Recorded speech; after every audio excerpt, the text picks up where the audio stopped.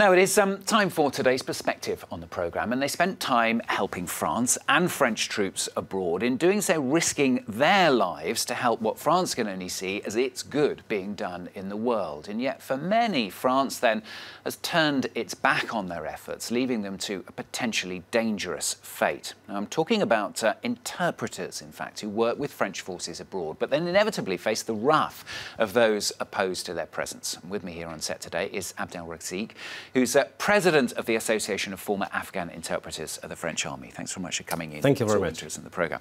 Tell us, first of all, about the kind of work that you were doing in Afghanistan and presumably the kind of work that your colleagues and former colleagues continue to do. First of all, thank you very much for your invitation, and I'm very thankful of you to have invited me and for giving me this opportunity to talk concerning those former auxiliaries, Afghan auxiliaries who collaborated French troops in Afghanistan. My name is Abdul Raziq, one of the former Afghan interpreter for French Army. I started my work from 2002 until 2014, and my exact job and mission was patrolling and ambushing shoulder by shoulder of French Army in Afghanistan.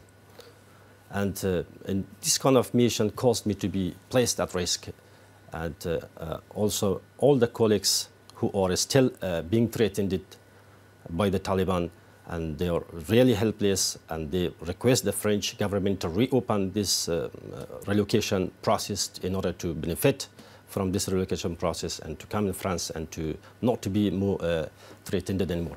What kind of threats did you face?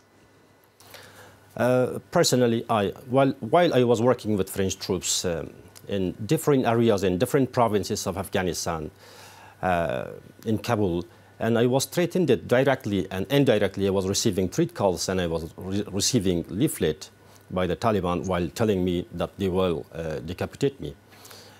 In this case, I complained several times to the Security Department of French commandment, but unfortunately nothing was heard, and so I decided to demonstrate many times in front of French embassy in Kabul, but at the last time when I demonstrated, it was in 5 March 2015, by the help of 2 French journalists.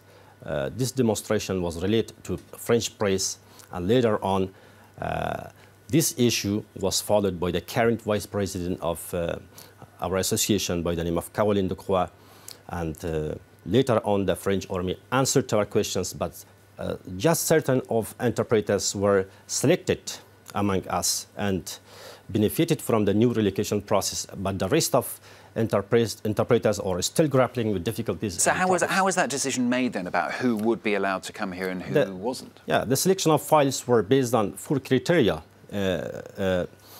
period of service rendered to French Army, and quality of service, and level of threats, and ability how to fit in France.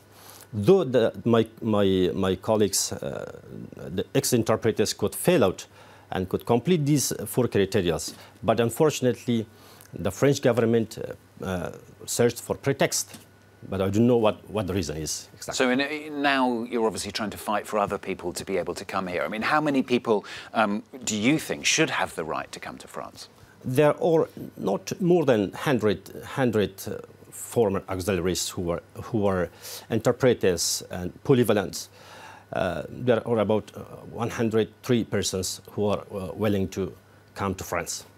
Well, critics listening to this might say, you know, you knew the work that you were doing, you were being paid for it at the time. Why does that automatically mean that you should have a right to be able to come and live in France, though? At first, while we were working with French troops, all of us were optimists to work for French troops, and we were optimists that one day the security will be pacified, will be assured in our country, and we did not worry anymore.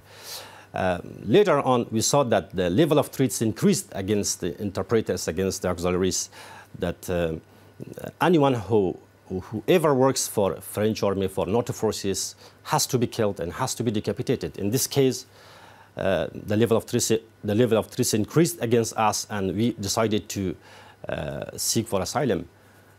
And as I'm witness of some of my colleagues who left Afghanistan and joined Europe clandestinely and accepted deadly risk in order to seek for asylum. And the rest of interpreters are still in Afghanistan and being threatened, and they are confined at their houses, and they cannot go outside of their houses for their daily activities. And it's not just France, is it? I mean, there have been similar stories of people who've served the British Army, who've served the American Army. I was reading a story just yesterday about a man who allegedly has committed suicide because he couldn't get asylum in the UK. But as I know that anyone who has worked as an interpreter, as polyvalent with British Army, with German Army, with American armies, I see no one who is still in Afghanistan who is suffering threats from Taliban. The only country that I see, this is the France, which differentiates among its interpreters and auxiliaries to give rights for the rest to come here and for the rest of them to stay in Afghanistan. We see that still our colleagues who are in Afghanistan, they are in very bad condition, and the security situation is more precarious than before and is getting worse day by day. And every day we are witness of suicide attack, which perpetrates among the populations, and most of our innocent people are killed. I mean, that happened just yesterday, didn't it? I mean, yesterday, and as I'm aware today also. And just finally then, if you can, sum up very briefly what your message would be to the French government.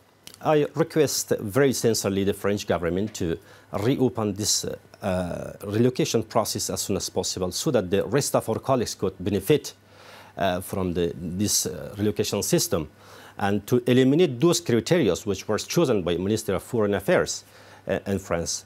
In this case, I have come here to reflect my voice, my problem for French government, to search for a solution for those who cannot benefit from this relocation process and is still living under threats of Taliban and their supporters. Good to have you with us on the programme today. Abdul Raziq, President of the Association of Former Afghan Interpreters of the French Army. Thanks very much. Thank you very much, too.